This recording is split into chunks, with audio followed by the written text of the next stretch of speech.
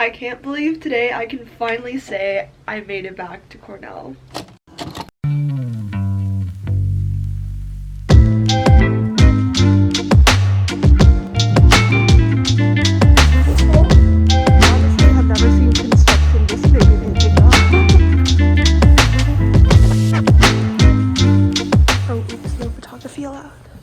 My gosh, here we are!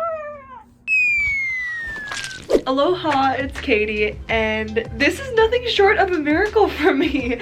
The fact that I, as an international student from the Philippines, was able to travel back very safely and smoothly to the United States, to Cornell University, and just be here right now in my apartment in the comfort of this room while a winter storm rages through the East Coast. How did we get here? Where do I even start? Okay, why don't we start on Saturday. Saturday is when I arrived here. I started my journey on Friday. That's when I left the Philippines and I embarked on a 28-hour journey to come here. So prior to this trip, I had very many concerns, as in my family, as do most people who plan on traveling in this crazy COVID time where new strains are evolving and it's winter and vaccines haven't been largely distributed yet. We have COVID as a concern, we have travel as a concern, and then thirdly, quite frankly, I didn't think I could enter the States. So if we just flash back, like literally this time last year, things were still good. It was February, like well, coronavirus was already spreading in China, but here in the States, in this campus, like, life was chill and we were just a bubble untouched. March was when everything absolutely just went crazy. Alright, I got my N95 on. It's crazy, I've never seen this airport so packed. There's a lot of people trying to get out. And yeah, I had to evacuate Cornell like most students. The crazier thing for me was in July, when the ICE released a rule that would ban international students. You know, I'm on a visa, I'm not a citizen in the States here. So I was just like, I can't go back, like, that's it for me. And ever since then, actually, I had not left my house. I was stuck in my home for 300 days, literally like living in a simulation or something. I mean, that's what it felt like when, you know, everything was virtual. But yeah, that is just to give you some context of where I've been leading up to this trip to get here. And so to be here right now is just incredible. And I'm so grateful. I've been praying a lot about this trip. I was praying a lot about even deciding to try to come back. Like, praise God that I was able to make it back here. This video is going to be an update of what that journey was like, but also I want to take you behind the scenes of what it's like at Cornell to be a student during the time of COVID. Because I know some of you are probably like, Katie, you're crazy. Like, why are you going back to college? Like, it's not safe. Actually, Cornell has been doing very, very well. Like, the administration has done an incredible job to keep the campus as safe as possible. Students here get tested twice a week. Every day we have to do a daily check to log if we have any symptoms. Okay, and that was it. It was super fast. Sadly, I wish I could have filmed it, but you literally saw that no photos or videos are allowed. Basically what happened is you just go in. There are like 3 to 4 booths. They assign you to a booth and there's a guy, there's a screen and everything in front of you.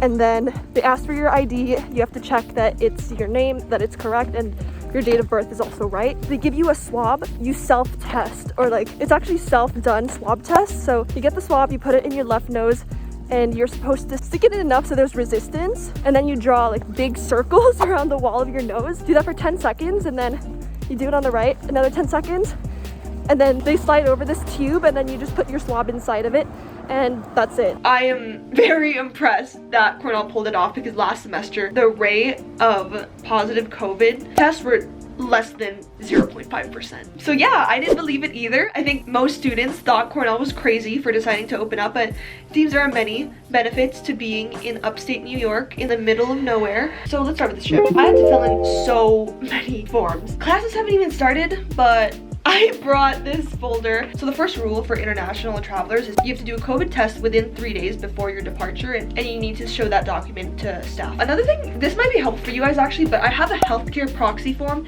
and what this does is if you know, you get into a car accident or you get some disease and you lose the ability to make decisions for yourself, signing a healthcare proxy form and putting like your parents on it will help them make that decision for you and access your data. Maybe this matters more as an international student, but for me, I think there are rules in the States that would not allow my parents to view my records. There are two I did. One is for New York State and one is for Cornell specifically. Okay, oh, and two other fun things I had. Like I said, I was very scared of the visa situation and not being able to go back, so I just printed out these two documents that Cornell sent us. This one is literally like written to the Dear Customs and Border Protection Officer. I also had this email screenshot of the spring 2020 hybrid semester confirmed, and what was important here is it says, if you're a continuing F1 student and you are enrolled in a course of study on March 9, 2020, you are protected by ICE guidance. So I just kept these documents in case they question me. Like, immigration is scary enough, but when I was 17 entering the States for the first time in my life, it was intimidating. So immigration went pretty smoothly. I gave the guy, you know, my passport, my F1 visa.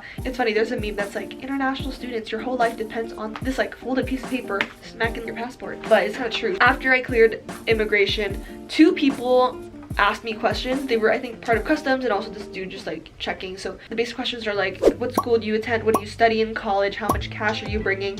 Do you have any like meat, poultry, in your luggage? Like, what food are you bringing into the country? How long are you staying here? When was the last time you were here? They also asked me like, you know, have you interacted with anyone in COVID in the past few days? Where are you living this year? How are you getting to where you're living? And it was like, dude, it was so weird. The girl literally asked me, she was like, who is picking you up? And I was like, my friend Luke. And then she was like, okay, like as if she would know, but okay. Anyway, so after all that happened, I safely arrived in the States, in Ithaca. Now that we're at Cornell, this is what we had to do to comply with Cornell's guidelines to be a student, because as I filmed this video, do not have access to campus facilities right now. And it's because that is Cornell's way of regulating students and making sure they follow the guidelines. If you don't do your test twice a week, if you don't do the daily check, which is where you log your symptoms every day, then you do not get access to campus facilities or certain rights on campus. Cornell's policy for quarantine is, first, before you even get here, you need to make sure you're negative, right, to even travel. And then on the first day you arrive here, you have to do a test immediately. And then on day 4, which for me is right now, I have to do a second test, and if that result comes out to be negative, then I am free and I can exit quarantine. So in total, it's really like a 5-day quarantine here in New York State. I know it's very chill, and not to mention, it's also, the quarantine is on an integrity basis, so no one's really holding me accountable. If I left my room right now, this isn't Korea where people would get alerted because I'm being tracked. No, it's literally like I could go out and go to my friend's place right now, but I'm not. Neither are most Cornell students, I would hope, because everyone here realizes how rare this opportunity, like how precious this opportunity is that Cornell's even opening, and the fact that we get to come and do in-person and hybrid classes when other schools, you know, are not able to do that. They don't have the same resources. I was very humbled because I saw a Reddit post when Cornell first, you know, opened last fall, and, you know, some people weren't following the guidelines. Like, some people were out like partying, you know, the usual college shenanigans. And there was a Reddit post that was like, okay guys, you know, if I can't get through your thick skull to wear masks, social distance, and not throw parties, then please think about the Ithaca community. Many jobs and many livelihoods in this community depend on Cornell to open up, because Cornell has like 20,000 students, a lot of staff and faculty and people who go into making this university run smoothly. And if this university shut down, it's not just about the students, it's literally about the jobs of people in this area. And now, like, they're gonna have to find new jobs, you're gonna get laid off. Like, some people already did get laid off when Cornell had to shut down in March.